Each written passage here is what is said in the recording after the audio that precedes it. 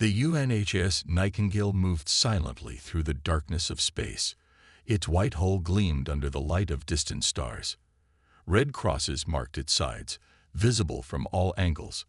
This was no warship. This was a vessel of healing. Captain Daniel Collins stood on the bridge, his eyes fixed on the main screen. At 45, he had spent most of his life serving on medical ships. His gray-streaked hair and the lines around his eyes showed his years of service. "Status report," he said. "All systems normal, Captain," replied Eric Johnson from the communication station. "We'll reach the frontier colony in about 3 days." Daniel nodded. The Nightingale carried medicine, equipment, and 200 of the best doctors and nurses in the United Earth Alliance.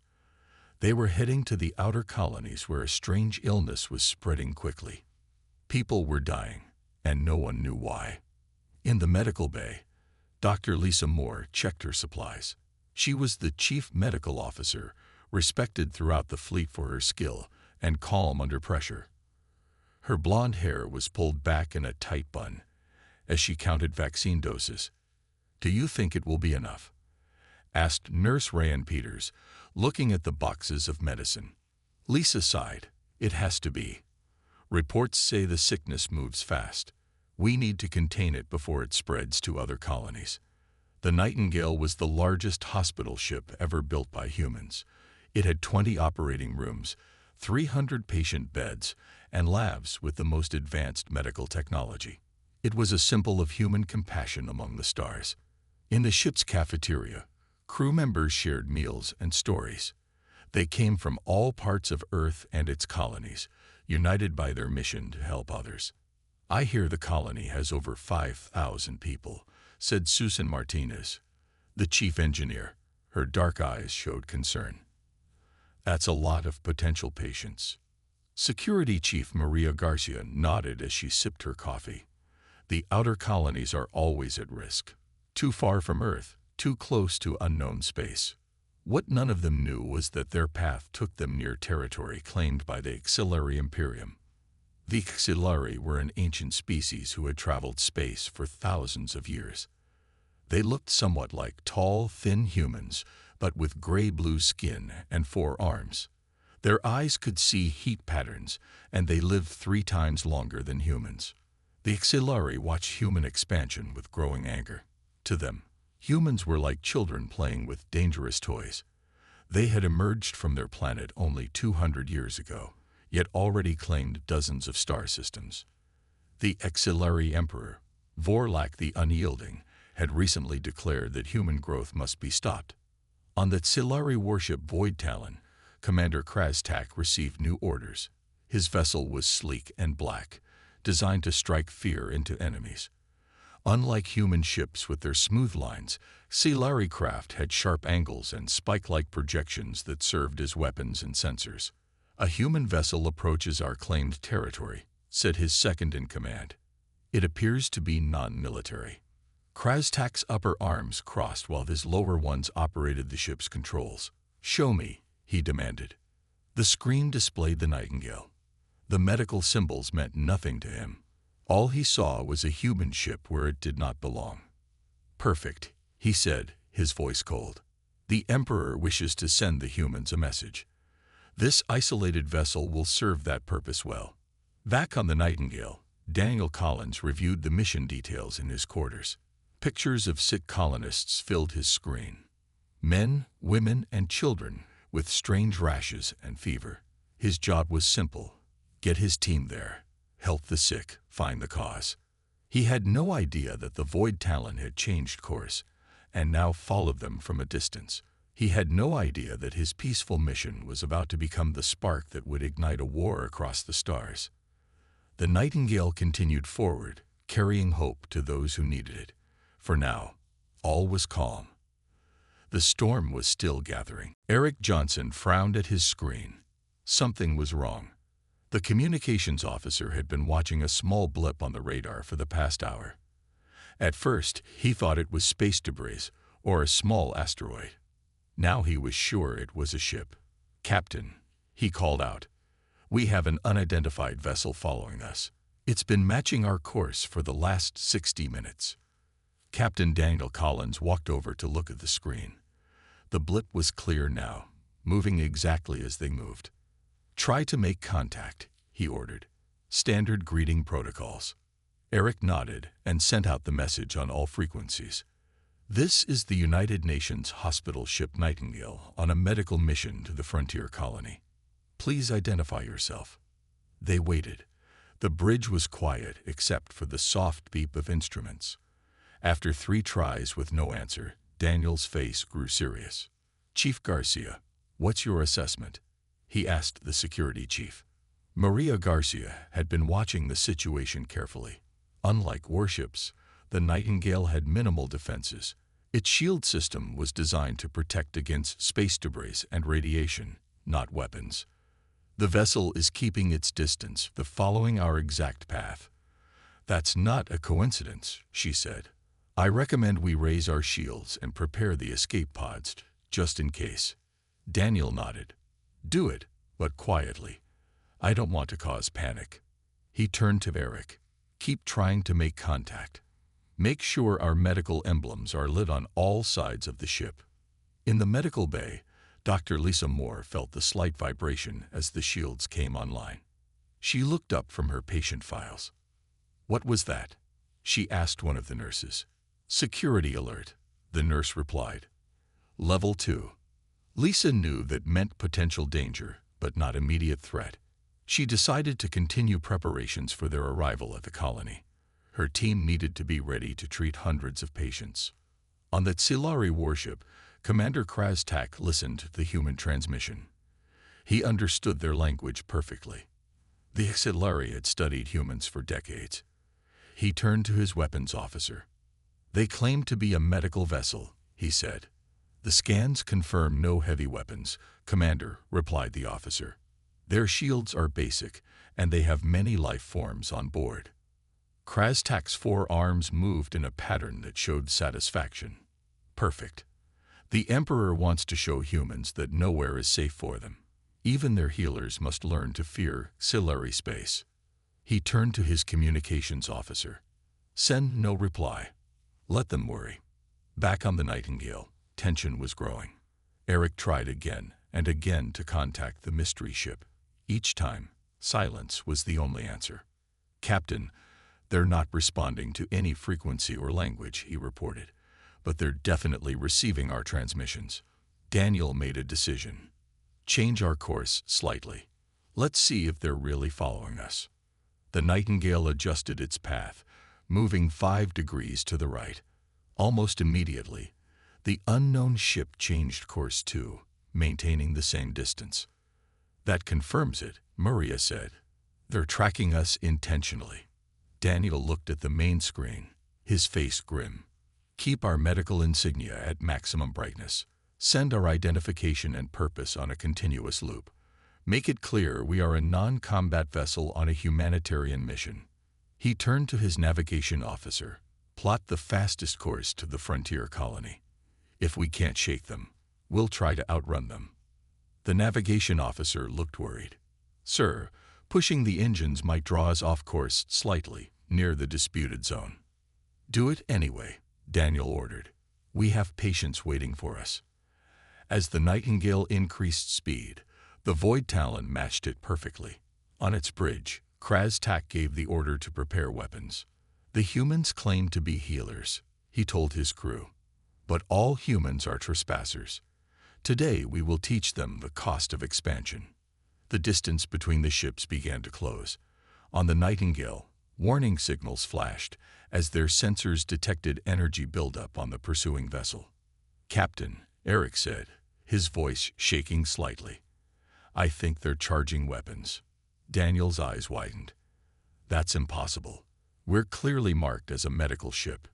But the energy readings didn't lie. The unknown ship was preparing to attack. The first blast hit the Nightingale's rear section. The entire ship shook. On the bridge, people fell from their chairs. Warning alarms blared through every corridor. We're under attack, Eric shouted over the noise. Direct hit to our engine section. Daniel couldn't believe it. No one attacked hospital ships. It went against every rule of space travel. "All crew to emergency stations," he ordered. "Begin evacuation procedures." Another blast hit the ship. This time, the lights flickered and went out. After 3 seconds, dim emergency lights came on. "Main power down," reported Susan Martinez over the intercom from engineering. "Working on backup systems." In the medical bay, Dr. Lisa Moore felt the ship shake again. Medical supplies fell from shelves. A young patient screamed as his bed rolled across the floor. "Everyone stay calm," Lisa said, though her own heart raced. "Nurses, secure all patients. We need to prepare for evacuation." The ship's intercom crackled. "This is Captain Collins. We are under attack by an unknown vessel. This is not a drill. All medical staff begin patient evacuation. All non-essential personnel to escape pods." Lisa turned to Nurse Ryan Peters. "Get the emergency medical kits. We need to move the critical patients first." On the bridge, Maria Garcia checked the weapons systems. The Nightingale had only 2 small defensive lasers, meant for clearing space debris. "Our defensive systems won't even scratch their shields," she reported. "And our own shields are at 30% and falling." Daniel nodded grimly. "I'm not trying to fight. I just want to buy time to get our people off the ship." He turned to Eric. "Record everything. Send continuous distress signals with footage of the attack. Make sure everyone knows what's happening here." Eric began broadcasting. "Mayday, Mayday. This is UNHS Nightingale. We are a medical vessel under unprovoked attack. Our coordinates are Sector 7, Grid 23A. We have 200 medical personnel and 50 patients aboard. We need immediate assistance." On the Void Talon, Commander Krastak watched with satisfaction as his weapons tore through the human ship's weak shields. "Target their engines and life support systems," he ordered. "Leave no one alive to tell the tale." The auxiliary weapons officer obeyed, firing another devastating blast that cut through the Nightingale's hull. In the lower decks of the hospital ship, Nurse Paul White led a group of patients toward the escape pods. Suddenly, the wall beside them exploded inward. Air began to rush out into space. "The hull is breached," someone screamed. Paul saw the emergency airlock just ahead. He could seal it and save everyone behind him, but he wouldn't have time to get through himself. "Get everyone through," he shouted to another nurse. "I'll hold the door." He pushed patients through the doorway as the air grew thinner. His lungs burned. When the last patient was through, Paul slammed the emergency button. The airlock sealed shut as he collapsed in the depressurized corridor. In engineering, Susan Martinez worked frantically to keep power flowing to the escape pods. Sparks flew from damaged systems around her. 3 of her team were already dead, killed when the first blast hit. Diverting all remaining power to pod launch systems and life support, she reported to the bridge. Her hands moved quickly over the controls despite the burns on her arms. On the bridge, Daniel received the first reports of casualties. 5 dead in the initial hit, 12 more in the second. Paul White lost when the hull breached on Deck 4. "How many pods have launched?" he asked. 7 so far," Eric replied. "About 60 people evacuated." Another hit rocked the ship. The main screen cracked and went dark. "Captain," Maria said, "our shields are gone. The next hit will tear us apart." Daniel made his final decision. "Eric, continue broadcasting what's happening here. Maria, go to the nearest pod and get as many people out as you can." "What about you, sir?" Maria asked. "A captain stays with his ship," Daniel replied calmly. "Now go." "That's an order." As Maria reluctantly left the bridge, Daniel opened a channel to the entire ship. "This is Captain Collins. The Nightingale is lost. All personnel evacuate immediately. It has been my honor to serve with each of you." As the escape pods fled the dying ship, Eric Johnson kept his camera running, broadcasting the unprovoked destruction of a hospital ship to the entire human alliance. Dr. Lisa Moore watched through the small window of her escape pod as the Nightingale exploded. The bright flash lit up space for a moment, then faded, leaving only floating debris. She wiped tears from her face and turned to the injured people crowded into the small space. "We need to check everyone's condition," she said, trying to keep her voice steady. "Who needs immediate care?" In the pod with her were 4 nurses, 3 patients who had been in surgery when the attack happened, and 2 engineering staff. Everyone looked scared. "Doctor, Jimmy's bleeding again," said one of the nurses, pointing to a young man on the floor. Lisa knelt beside him. The wound on his leg had opened during their rushed escape. She pressed a bandage against it and gave him something for the pain. "How many pods got away?" asked an engineer. "I counted 12 before we launched," Lisa answered. "But I don't know if more got out after us." In another pod, Security Chief Maria Garcia tried to contact the other survivors. Her pod held 6 medical staff and 4 patients. "This is Security Chief Garcia. Any Nightingale personnel respond." Static filled the radio. Then a voice broke through. "Chief, this is Dr. Kevin Bennett. I've got pod 8 with 9 people aboard." One by one, other pods reported in. 10 pods in all had escaped the destruction. About 80 people out of more than 200. Captain Collins wasn't among them.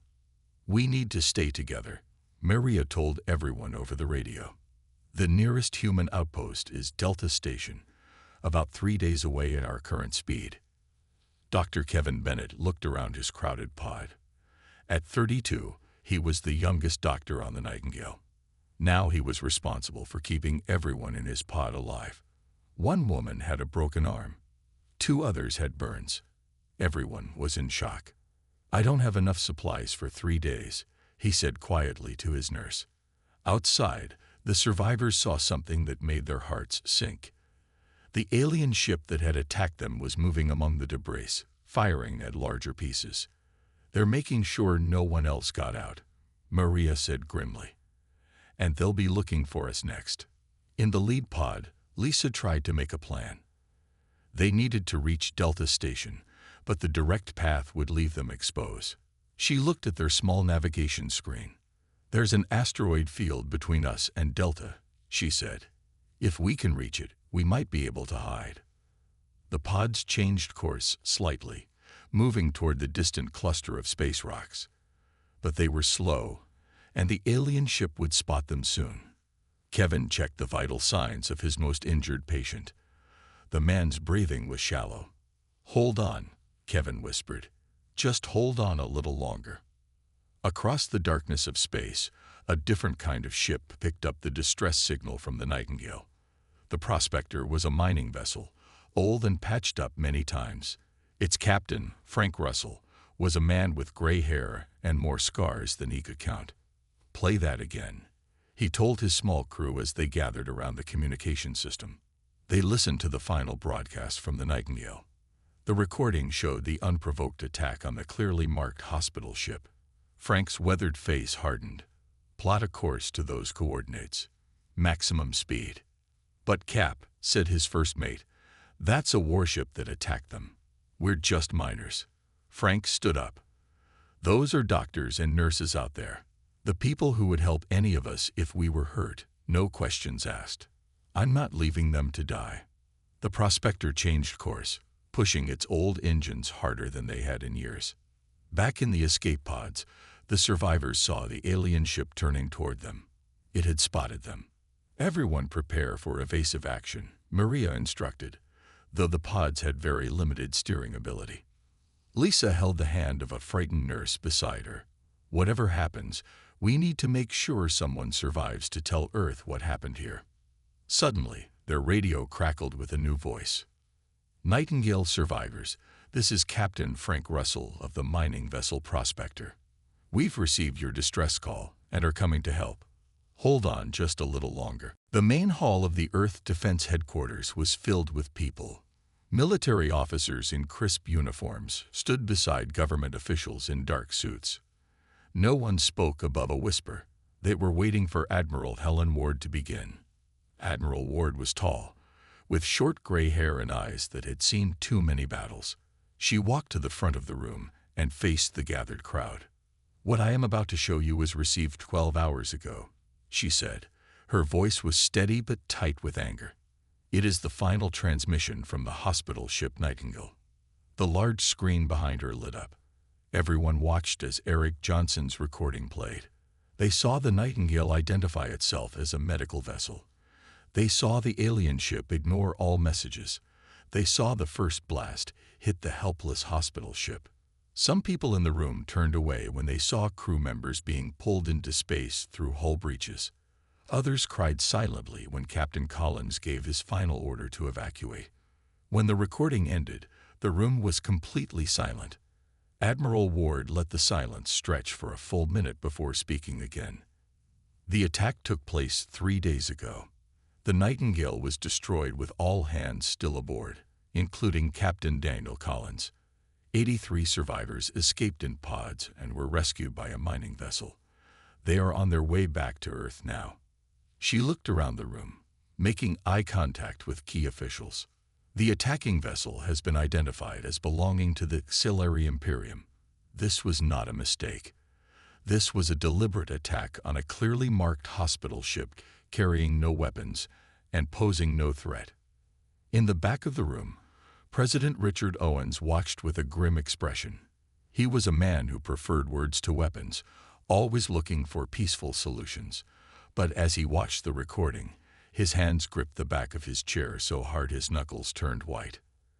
"Admiral," he said, his voice cutting through the silence, "are we certain this was an official Xilari military action?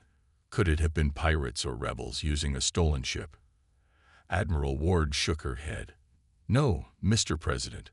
Our intelligence confirms this was the Xilari warship Void Talon, commanded by Commander Kraz Tak, a high-ranking officer in their fleet."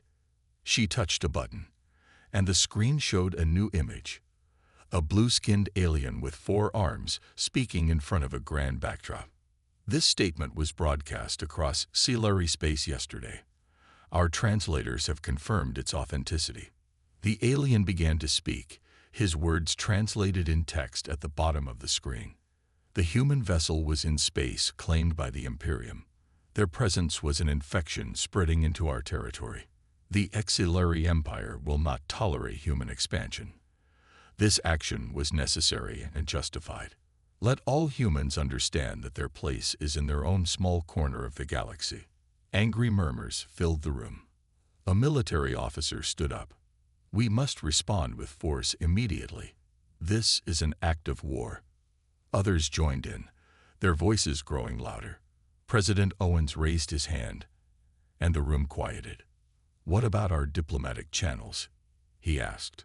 A woman in a blue uniform stepped forward. She was Ambassador Diane Foster, head of Earth's diplomatic corps. "Mr. President, we have tried to establish contact through all official channels. The Xilari have cut all communication. Our embassy on their homeworld has been closed, and our staff ordered to leave." Outside the government buildings, news of the attack had reached the public. Millions watched the recording of the Nightingale's destruction on their screens at home. People gathered in streets and parks, holding pictures of loved ones who had been on the ship.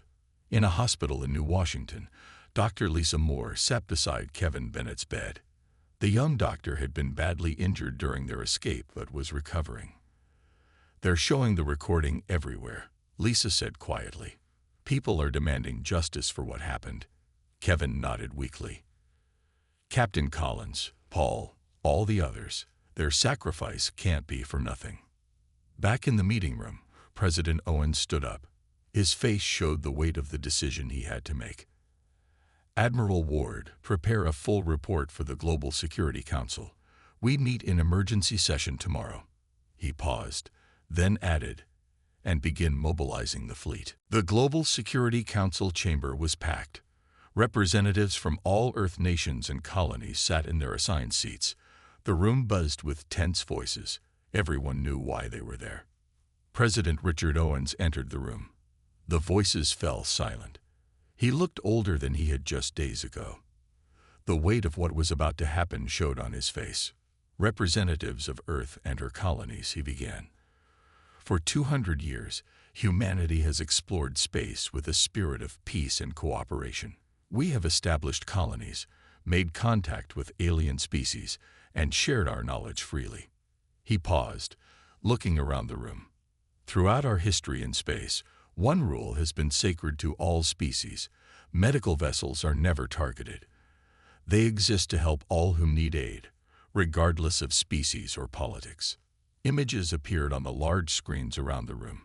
The Nightingale with its clear medical markings, the recorded messages it had sent identifying itself, the unprovoked attack.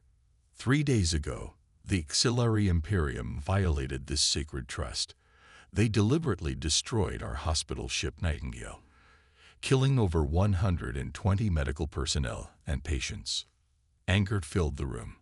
Some representatives shouted for immediate action. I have spent the last 2 days seeking a peaceful resolution, the president continued. The Auxiliary have refused all contact. Instead, they have publicly declared their attack justified and warned that more will follow. He looked down at his hands for a moment, then back up at the assembly. I never thought I would stand before you to say these words, but I see no alternative. I ask this council to approve a formal declaration of war against the Auxiliary Imperium. The vote was taken. For the first time in United Earth history, the vote was unanimous. Every nation, every colony, every representative raised their hand in favor. President Owens nodded solemnly. Then it is decided. As of this moment, Earth is at war. Across the planet, and throughout human colonies, people watched their screens as President Owens addressed the entire human population. My fellow citizens of Earth and her colonies, today with great sadness but firm resolve, we have declared war on the Auxiliary Imperium. This is not a step we take lightly. We sought peace among the stars, but we will not allow the massacre of our healers to go unanswered. In hospitals across Earth, doctors and nurses watched the speech. Many had known someone on the Nightingale. Some cried, others nodded grimly. Those who were murdered on the Nightingale represented the best of humanity, President Owens continued. They ventured into space not to conquer or claim, but to heal and help. Their mission was mercy. Their only weapons were medicines and knowledge. In a rehabilitation center in New Washington, Dr. Lisa Moore watched the speech surrounded by other survivors of the Nightingale. Her arm was in a cast, and scars marked her face, but her eyes showed strong determination. In this dark moment, we find unity. All nations of Earth stand together. We go to war not seeking conquest or revenge, but justice and security for all humanity. Military recruitment centers filled with volunteers within hours of the speech. Young men and women lined up to join Earth's defense forces. Many were medical students who had changed their plans after seeing what happened to the Nightingale. On military bases, ships that had been in reserve were being prepared for active duty. Engineers worked day and night to ready the fleet. Weapons were loaded. Shields were upgraded. Admiral Helen Ward stood in the command center of Earth's largest space station. Around her, officers coordinated the gathering fleet. Admiral, said a young officer, the UES Retribution is ready for its mission. Helen nodded. And its crew. Captain Laura Phillips reports all personnel aboard and ready, Mom. Helen turned to look at the massive view screen showing hundreds of Earth vessels gathering. Tell Captain Phillips that Operation Nightingale begins at 600 hours. The news spread to other species across the galaxy. Most declared neutrality, unwilling to be drawn into a human-Auxiliary conflict. But 3 species whose worlds had received medical aid from human hospital ships quietly sent messages to Earth. They would provide support. In the Auxiliary Palace, Emperor Vorlak received news of Earth's declaration with a dismissive gesture of his 4 arms. Let the humans come, he said to his generals. They will learn the cost of challenging a species that ruled the stars before their ancestors climbed down from trees. Captain Laura Phillips stood on the bridge of the UES Retribution. The ship was Earth's newest warship, built with the best technology humans had developed. Its sleek white hull was marked with Earth's symbol, a blue globe.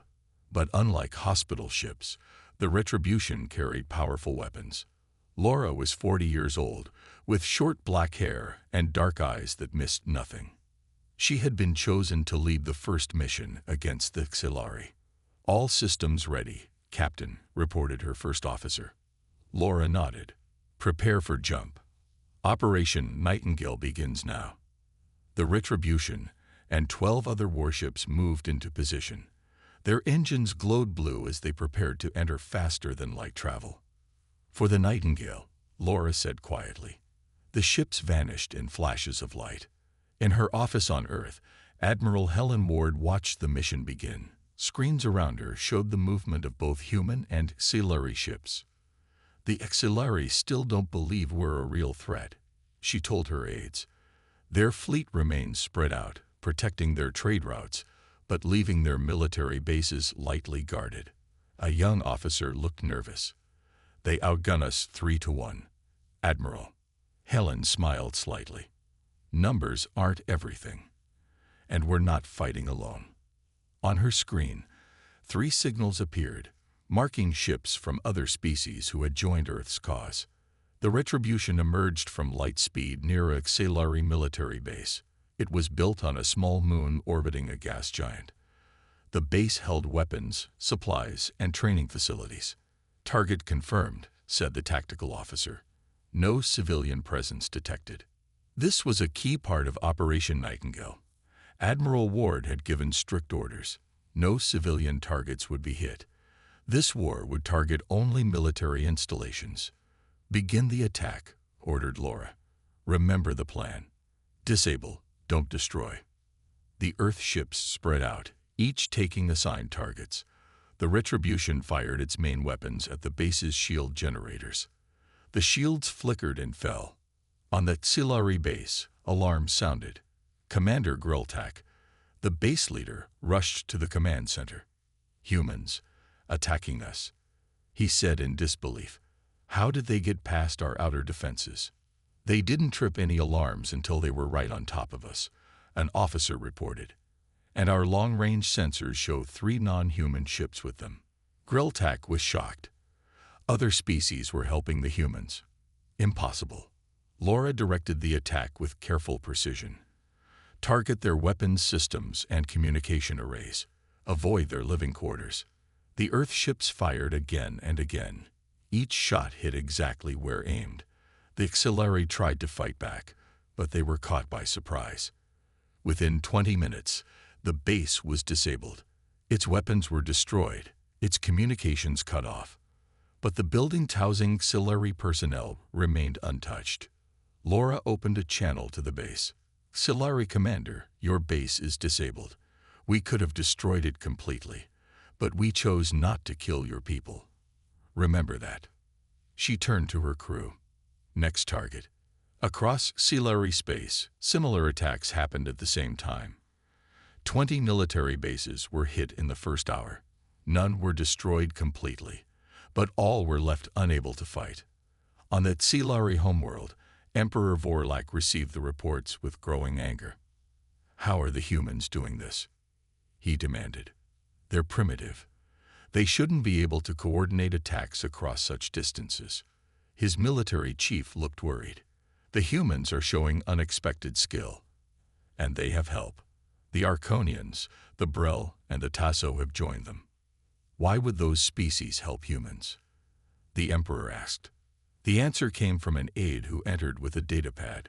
"Sir, all 3 of those species received emergency medical aid from human hospital ships in the past 5 years. The humans saved thousands of their people during disease outbreaks and natural disasters." Vorlak's face darkened. "So they fight for the humans out of gratitude." "It seems so, Emperor. And there's something else." The aide hesitated. "The human ships are only targeting military installations. They're intentionally avoiding civilian casualties." At Earth Defense Headquarters, Admiral Ward received the first reports of the attacks. "Operation Nightingale Phase 1 complete," she announced to President Owens. All targets neutralized with minimal casualties on either side. President Owens nodded. The Xilari thought we would be savage and ruthless. They need to understand that humans can be precise and merciful, even in war. Admiral Ward's face was serious. This is just the beginning. The real fight is still to come. 1 year had passed since the destruction of the Nightingale. The war between humans and the Xilari had spread across many star systems. Both sides had won battles and lost ships, but neither side had gained a clear advantage. In a secret room deep inside Earth Defense Headquarters, Intelligence Officer Jason Miller studied information from Xilari space. Jason was 35, with tired eyes and a mind that could find patterns where others saw only random data. For weeks, he had tracked Xilari ship movements. Now he saw something important. They're gathering their fleet, he told Admiral Ward. Almost 200 warships are moving toward Vega Prime. Helen Ward frowned.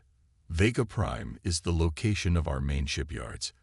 If they destroy those, we lose our ability to build new ships. She called an emergency meeting with President Owens and the military leadership. The Xilari are planning their biggest attack yet, she explained. They want to cripple our ability to continue the war. President Owens looked at the star maps showing the Xilari fleet movements. How much time do we have? He asked. 3 days at most, Admiral Ward replied. But I think we can use this information to our advantage. 2 days later, Captain Laura Phillips received new orders aboard the Retribution.